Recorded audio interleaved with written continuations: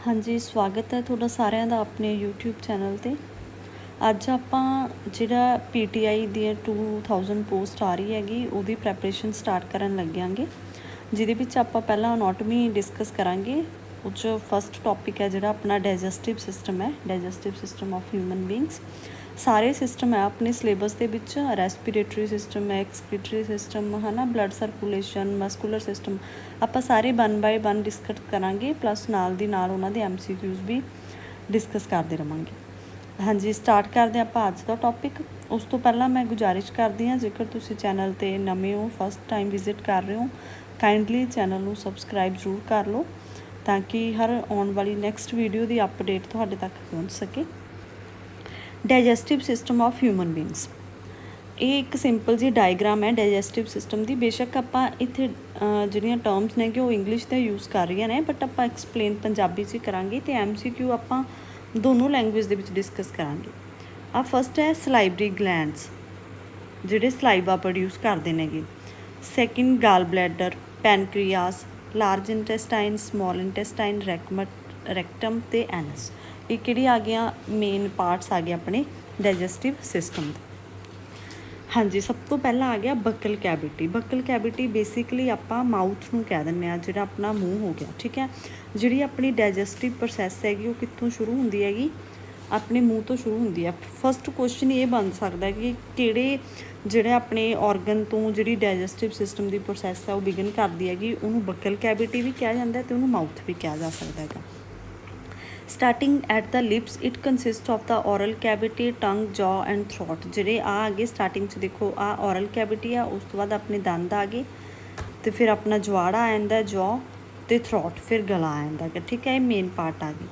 ਜਿਹੜਾ primary function ਹੈਗਾ digestion ਦਾ, is too equally important role in communication through development of sounds and speeches. ਇਹ ਕੀ ਕਹਿ ਰਿਹਾ ਇੱਥੇ ਕਿ ਜਿਹੜਾ ਬਕਲ ਕੈਵਿਟੀ ਆ ਉਹਦਾ ਡਾਈਜੈਸ਼ਨ ਦੇ ਨਾਲ ਨਾਲ ਕਮਿਊਨੀਕੇਸ਼ਨ ਦੇ ਵਿੱਚ, ਸਾਊਂਡਸ ਨੂੰ ਸੁਣਨ ਦੇ ਵਿੱਚ, ਪਹਿਚਾਨਣ ਦੇ ਵਿੱਚ ਵੀ ਬਹੁਤ ਇੰਪੋਰਟੈਂਟ ਯੋਗਦਾਨ ਹੈਗਾ। ਤਾਂ ਇੱਥੇ ਬੇਸਿਕਲੀ ਜੋ ਤੁਸੀਂ ਯਾਦ ਰੱਖਣਾ ਉਹ ਹੈ ਕਿ ਬਕਲ ਕੈਵਿਟੀ ਹੁੰਦੀ ਕੀ ਹੈ? ਮਾਊਥ ਹੀ ਹੁੰਦਾ ਬੇਸਿਕਲੀ, ਜਿੱਥੋਂ ਕੀ ਹੈ ਆਪਣੀ ਡਾਈਜੈਸ਼ਨ ਸਟਾਰਟ ਹੁੰਦੀ ਹੈਗੀ। ਨੈਕਸਟ ਆ ਗਿਆ ਓਇਸੋਫੇਗਸ। ਓਇਸੋਫੇਗਸ ਫੂਡ ਪਾਈਪ ਆ ਜਾਂਦੀ ਹੈ ਬੇਸਿਕਲੀ, ਇਹਨੂੰ ਆਪਾਂ ਕਹਿੰਦੇ ਹਾਂ ਫੂਡ ਪਾਈਪ। ਜਿਹੜੇ ਤੁਸੀਂ ਟਰਮ ਸੁਣੀ ਹੋਊਗੀ ਸਾਇੰਸ ਦੇ ਵਿੱਚ, ਇਹਨੂੰ ਓਇਸੋਫੇਗਸ ਕਿਹਾ ਜਾਂਦਾ ਹੈਗਾ। ਫੂਡ ਜਿਹੜਾ ਵੀ ਆਪਾਂ ਭੋਜਨ ਸਵੈਲੋ ਕਰਦੇ ਆਂਗੇ, ਖਾਂਦੇ ਆਂਗੇ ਮਾਊਥ ਤੋਂ, ਉਹ ਸਿੱਧਾ ਆਪਣੀ ਫੂਡ ਪਾਈਪ ਦੇ ਵਿੱਚ ਆ ਜਾਂਦਾ ਹੈਗਾ, ਠੀਕ ਹੈ। ਇਹ ਇੱਕ ਫੂਡ ਪਾਈਪ ਹੈ, runs along with the neck and chest, ਆਪਣੇ ਗਲੇ ਤੋਂ ਹੁੰਦੀ ਆਪਣੀ ਚੈਸਟ ਤੱਕ ਆਉਂਦੀ ਹੈ। The walls of the food pipe move to push the food down into the stomach. ਜਿਹੜੀਆਂ ਇਹਦੀਆਂ ਵਾਲਸ ਨੇਗੀਆਂ ਉਹ ਖਾਣੇ ਨੂੰ ਪੁਸ਼ ਕਰਦੀਆਂ ਨੇ ਤਾਂ ਕਿ ਉਹ ਸਿੱਧਾ ਸਟਮਕ ਦੇ ਵਿੱਚ ਚਲਾ ਜਾਵੇ। Did you know that human oesophagus is approximately 25 centimetre long. ਇਹਦੀ ਲੈਂਥ ਕਿੰਨੀ ਹੁੰਦੀ ਹੈ? Approximately 25 centimetre. ਉਸ ਤੋਂ ਬਾਅਦ ਆ ਗਿਆ ਸਟਮਕ। ਸਟਮਕ ਇੰਪੋਰਟੈਂਟ ਹੈਗਾ। ਸਭ ਤੋਂ ਪਹਿਲਾਂ ਜਦੋਂ ਫੂਡ ਪਾਈਪ ਤੋਂ ਖਾਣਾ ਸਟਮਕ ਦੇ ਵਿੱਚ ਐਂਟਰ ਕਰਦਾ ਹੈਗਾ। ਸਟਮਕ ਇੱਕ ਥਿਨ ਵਾਲਡ ਬੈਗ ਹੈ, ਮਤਲਬ ਜਿਹੜੀ ਇਹਦੀ ਆਊਟਰ ਲੇਅਰ ਹੈ ਉਹ ਬਹੁਤ ਥਿਨ ਹੁੰਦੀ ਹੈਗੀ, ਯੂ ਸ਼ੇਪ ਦਾ ਹੁੰਦਾ ਬੇਸਿਕਲੀ ਇਹ, and is the widest part of alimentary canal. ਜੇ ਆਪਾਂ ਬਾਈਡੈਸਟ ਦੀ ਗੱਲ ਕਰੀਏ, ਚੌੜਾ, ਤਾਂ ਸਭ ਤੋਂ ਜਿਹੜਾ ਉਹ ਆ ਗਿਆ ਉਹ ਆਪਣਾ ਸਟਮਕ ਹੈਗਾ। It opens into the small intestine, ਅਤੇ ਇਹ ਥੱਲੇ ਕਿੱਥੇ ਜਾ ਕੇ ਖਤਮ ਹੁੰਦਾ ਜਾਂ ਖੁੱਲ੍ਹਦਾ ਹੈਗਾ? ਸਮੋਲ ਇੰਟੈਸਟਾਈਨ ਦੇ ਵਿੱਚ। ਹੁਣ ਇਹਦੇ 'ਚ ਡਾਈਜੈਸ਼ਨ ਕਿਵੇਂ ਹੁੰਦੀ ਹੈਗੀ ਸਟਮਕ ਦੇ ਵਿੱਚ? ਪਹਿਲੀ ਗੱਲ ਤਾਂ ਫੂਡ ਜਿਹੜਾ ਰੈਸਟ ਕਰਦਾ ਸਟਮਕ ਦੇ ਵਿੱਚ ਮਿਨੀਮਮ 4 to 5 ਆਵਰਸ ਰਹਿੰਦਾ ਹੈਗਾ। ਉੱਥੇ ਇਹ ਐਸਿਡਸ ਨਾਲ ਮਿਕਸ ਕਰਦਾ ਹੈਗਾ, ਗੈਸਟ੍ਰਿਕ ਜੂਸਿਸ ਨਾਲ, ਜਿਹੜੇ ਕਿ by churning movement of muscular wall is called chyme at this stage. Gastric juices contain hydrochloric acid. It also contain 2 enzymes, pepsin and rennin. The function of the acid is to convert inactivated form. ਜੋ ਤੁਸੀਂ ਯਾਦ ਰੱਖਣਾ ਹੈਗਾ ਇਹਦੇ ਵਿੱਚ, ਜਿੱਤੇ important question ਬਣ ਸਕਦਾ, ਇੱਕ ਤਾਂ ਆ ਗਿਆ ਕਿੰਨੇ ਘੰਟੇ ਫੂਡ ਰਹਿੰਦਾ। ਉਸ ਤੋਂ ਬਾਅਦ ਸੈਕਿੰਡ ਆ ਗਿਆ ਕਿ ਜਿਹੜੇ ਗੈਸਟ੍ਰਿਕ ਜੂਸਿਸ ਸਟਮਕ ਦੇ ਵਿੱਚ ਹੁੰਦੇ ਉਹਨਾਂ 'ਚੋਂ ਇੱਕ ਐਸਿਡ ਕਿਹੜਾ ਹੁੰਦਾ? HCl ਕਹਿ ਦਿੰਦੇ ਆ ਉਹਨੂੰ, ਹਾਈਡਰੋਕਲੋਰਿਕ ਐਸਿਡ, ਠੀਕ ਹੈ। ਫੂਡ ਹੈ ਜਿਹੜਾ ਇਹਨਾਂ ਦੋਨਾਂ ਨਾਲ ਮਿਲ ਕੇ ਪਲੱਸ ਐਂਜ਼ਾਈਮ ਹੁੰਦੇ ਉਹਦੇ ਵਿੱਚ 2 ਪੁੱਛਿਆ ਜਾ ਸਕਦਾ ਸਟਮਕ 'ਚ ਕਿਹੜੇ 2 ਐਂਜ਼ਾਈਮ ਨੇ ਜਿਹੜੇ ਡਾਈਜੈਸ਼ਨ 'ਚ ਹੈਲਪ ਕਰਦੇ ਨੇ? ਪੈਪਸਿਨ ਅਤੇ ਰੈਨਿਨ। ਜਿਵੇਂ ਆ ਨੀਚੇ ਇੱਕ ਉਹ ਦਿੱਤੀ ਹੋਈ ਆ, ਪ੍ਰੋਟੀਨਸ ਨੇਗੇ ਆਪਣੇ, ਜਿਹੜੇ ਵੀ ਖਾਣਾ ਤੁਸੀਂ ਖਾਧਾ ਜਿੰਨੇ ਵੀ ਉਹਦੇ 'ਚ ਪ੍ਰੋਟੀਨ ਸੀਗੇ ਉਹ ਪੈਪਸਿਨ ਐਂਜ਼ਾਈਮ ਦੇ ਥਰੂ ਆਹ 2 ਚੀਜ਼ਾਂ 'ਚ ਕਨਵਰਟ ਹੋ ਜਾਂਦੇ ਆ, ਪ੍ਰੋਟੀਸੇਸ ਅਤੇ ਪੈਪਟਾਈਡਸ।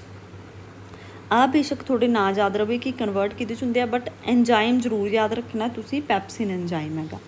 ਵਧੀਆ ਹੋਊਗਾ ਕਿ ਤੁਸੀਂ ਨਾਲ ਦੀ ਨਾਲ ਇਸ ਚੀਜ਼ ਦੇ ਜਿੰਨੇ ਵੀ ਇੰਪੋਰਟੈਂਟ ਪੁਆਇੰਟ ਆ ਰਹੇ ਆ ਨੋਟਸ ਬਣਾਉਂਦੇ ਜਾਓ, ਤਾਂ ਕਿ ਤੁਹਾਨੂੰ ਰਿਵੀਜ਼ਨ ਕਰਨੀ ਈਜ਼ੀ ਹੋ ਜਾਵੇ, ਹੈ ਨਾ।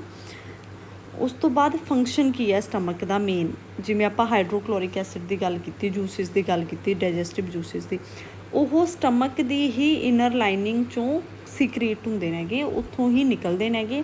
ਇੱਕ ਆ ਗਿਆ ਹਾਈਡਰੋਕਲੋਰਿਕ ਐਸਿਡ, ਮਿਊਕਸ ਅਤੇ ਡਾਈਜੈਸਟਿਵ ਜੂਸਿਸ ਜਿਵੇਂ ਕਿ ਪੈਪਸਿਨ ਅਤੇ ਰੈਨਿਨ, ਜਿਹੜੇ ਆਪਾਂ ਐਂਜ਼ਾਈਮ ਪੜ੍ਹੇ ਨੇਗੇ। ਵਾਈ ਆਰ ਦੇ ਸੈਕ੍ਰੀਟਡ, ਇਹ ਕਿਉਂ ਸੈਕ੍ਰੀਟ ਹੁੰਦੇ ਨੇ ਅਤੇ ਇਹਨਾਂ ਦੀ ਇੰਪੋਰਟੈਂਸ ਕੀ ਹੈਗੀ, ਠੀਕ ਹੈ। ਜਿਹੜਾ ਤਾਂ ਮਿਊਕਸ ਹੈ, ਜਿਹੜਾ ਆਪਾਂ ਕੀਤਾ, ਇਹ ਤਾਂ ਸਟਮਕ ਨੂੰ ਪ੍ਰੋਟੈਕਟ ਕਰਦਾ ਹੈ, ਉਹਦੀ ਇਨਰ ਲਾਈਨਿੰਗ ਨੂੰ ਬਚਾਉਂਦਾ ਹੈਗਾ, ਠੀਕ ਹੈ, ਕਿਉਂਕਿ ਉਹ ਕਾਫੀ ਥਿਨ ਹੁੰਦੀ ਹੈਗੀ ਤਾਂ ਉਹਨੂੰ ਪ੍ਰੋਟੈਕਟ ਕਰਦਾ। ਅਤੇ ਜਿਹੜਾ ਹਾਈਡਰੋਕਲੋਰਿਕ ਐਸਿਡ ਹੈ ਉਹ ਬੈਕਟੀਰੀਆ ਨੂੰ ਕਿਲ ਕਰਦਾ, ਜਿੰਨੇ ਵੀ ਆਪਣੇ ਫੂਡ ਦੇ ਥਰੂ ਬੈਕਟੀਰੀਆ ਐਂਟਰ ਕਰ ਜਾਂਦੇ ਨੇ, ਜਿਹੜੇ ਆਪਣੀ ਬੋਡੀ ਲਈ ਹਾਰਮਫੁਲ ਹੋ ਸਕਦੇ ਆ, ਉਹਨਾਂ ਨੂੰ ਹਾਈਡਰੋਕਲੋਰਿਕ ਐਸਿਡ ਕੀ ਕਰਦਾ ਹੈਗਾ, ਕਿਲ ਕਰ ਦਿੰਦਾ ਹੈਗਾ। ਅਤੇ ਇਹ ਆਪਣਾ ਜਿਹੜਾ ਮੀਡੀਅਮ ਹੈਗਾ ਸਟਮਕ ਦਾ, ਉਹਨੂੰ ਵੀ ਐਸਿਡਿਕ ਬਣਾਉਂਦਾ ਹੈਗਾ, ਠੀਕ ਹੈ। ਦ ਡਾਈਜੈਸਟਿਵ ਜੂਸਿਸ ਸਿਕ੍ਰੀਟਡ ਬਾਈ ਦਾ ਸਟਮਕ ਟੇਕ ਪਾਰਟ, ਜਿੰਨੇ ਵੀ ਡਾਈਜੈਸਟਿਵ ਜੂਸ ਸਿਕ੍ਰੀਟ ਹੁੰਦੇ ਨੇ ਉਹ ਕਾਹਦੇ 'ਚ ਹੈਲਪ ਕਰਦੇ ਨੇ, ਡਾਈਜੈਸ਼ਨ 'ਚ ਹੈਲਪ ਕਰਦੇ ਨੇ, ਭੋਜਨ ਪਚਣ ਦੇ ਵਿੱਚ ਹੈਲਪ ਕਰਦੇ ਨੇਗੇ। ਜਿਵੇਂ ਆਪਾਂ ਕੀਤਾ ਸੀਗਾ ਵੀ ਪੈਪਸਿਨ ਪ੍ਰੋਟੀਨਸ ਨੂੰ ਪੋਲੀਪੈਪਟਾਈਡਸ ਚੇਂਜ ਕਰ ਦਿੰਦਾ ਹੈਗਾ, ਜਿਹੜਾ ਇੱਕ ਰੈਨਿਨ ਪੜ੍ਹਿਆ ਸੀਗਾ ਉਹ ਮਿਲਕ ਪ੍ਰੋਟੀਨਸ ਜਿਵੇਂ ਇਨਟੂ ਕਰਡ, ਉਹਨਾਂ ਨੂੰ ਕਰਡ 'ਚ ਚੇਂਜ ਕਰ ਦਿੰਦਾ ਹੈਗਾ, ਠੀਕ ਹੈ, ਜਿਹੜੇ ਕਿ ਇਨਸੋਲੂਬਲ ਹੁੰਦੇ ਨੇਗੇ।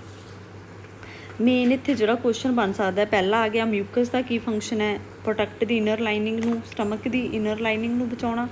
ਹਾਈਡਰੋਕਲੋਰਿਕ ਐਸਿਡ ਦਾ ਕੀ ਕੰਮ ਹੈਗਾ, ਬੈਕਟੀਰੀਆ ਨੂੰ ਕਿਲ ਕਰਨਾ। ਅਤੇ ਜਿਹੜੇ ਜੂਸਿਸ ਹੈ ਡਾਈਜੈਸਟਿਵ ਜੂਸਿਸ, ਉਹ ਕਾਹਦੇ 'ਚ ਹੈਲਪ ਕਰਦੇ ਨੇ, ਡਾਈਜੈਸ਼ਨ 'ਚ ਹੈਲਪ ਕਰਦੇ ਨੇਗੇ। Did you know that human stomach can hold up to 1.5 litre of the material, ਜਿਹੜਾ ਆਪਣਾ ਹਿਊਮਨ ਸਟਮਕ ਹੈ ਉਹਦੇ ਵਿੱਚ ਅਪਰੋਕਸੀਮੇਟਲੀ 1.5 ਲੀਟਰ ਮਟੀਰੀਅਲ ਰਹਿ ਸਕਦਾ ਹੈਗਾ। ਅਤੇ ਐਵਰੇਜ 'ਤੇ ਡੇਲੀ ਜਿਹੜਾ ਆਪਣਾ ਸਟਮਕ ਹੈ 2 ਲੀਟਰ ਐਸਿਡ ਪ੍ਰੋਡਿਊਸ ਕਰਦਾ ਹੈਗਾ।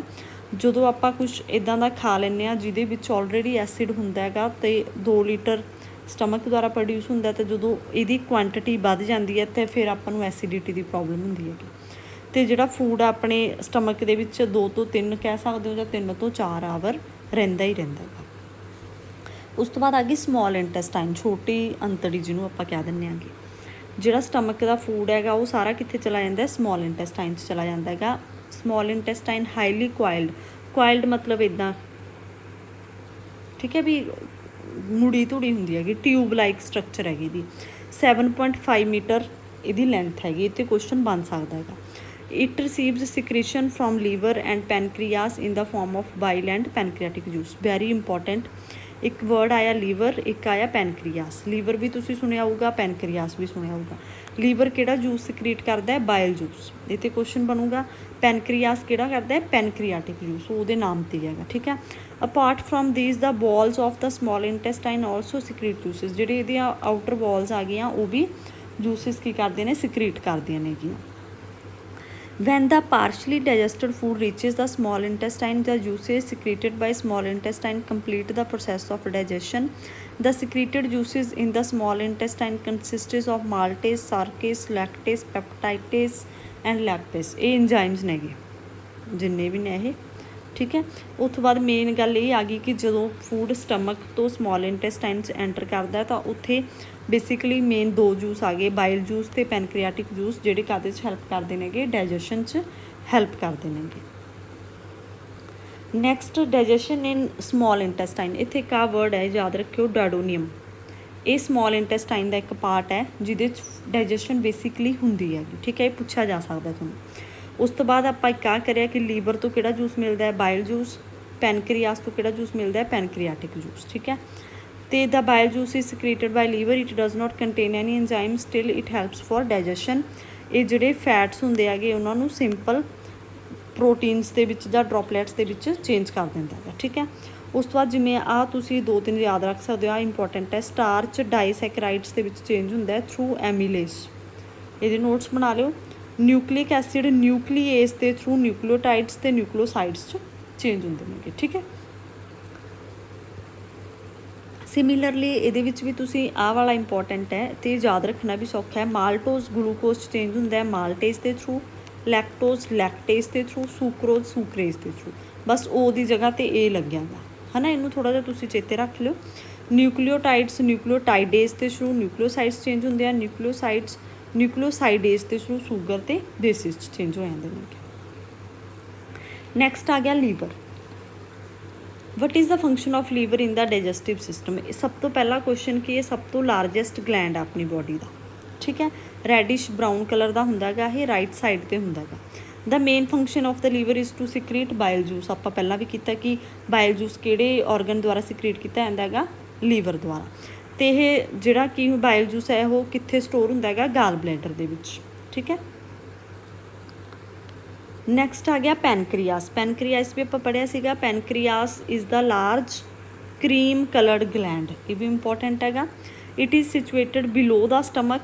ਇਹ ਕਿਹੜਾ ਜੂਸ ਸਿਕ੍ਰੀਟ ਕਰਦਾ ਬੇਟਾ, ਪੈਨਕ੍ਰੀਏਟਿਕ ਜੂਸ। ਇਟ ਕੰਸਿਸਟਸ ਆਫ, ਉਸ ਤੋਂ ਬਾਅਦ ਦੇਖੋ ਇਹਦੇ 'ਚ ਵੀ ਦੋ ਆ ਗਏ, ਇੱਕ ਐਮੀਲੇਸ ਆ ਗਿਆ, ਇੱਕ ਲਿਪੇਸ ਆ ਗਿਆ। ਐਂਜ਼ਾਈਮਸ ਨੇਗੇ ਜਿਹੜੇ ਡਾਈਜੈਸ਼ਨ 'ਚ ਹੈਲਪ ਕਰਦੇ ਨੇਗੇ।